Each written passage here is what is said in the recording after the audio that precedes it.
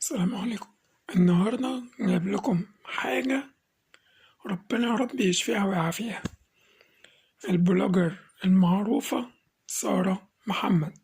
سارة عاملة صفحة على الفيسبوك، يعني عرضت أزياء وتجميل والكلام ده كله والحاجات دي. فهي كانت خارجة مع خطيبها، تمام، وكانوا معديين من مصر اسكندرية الصحراوي، فوقفوهم بلطجية. فسارة قالت لمحمد خطيبها امشي بسرعة وما تقفش، تمام.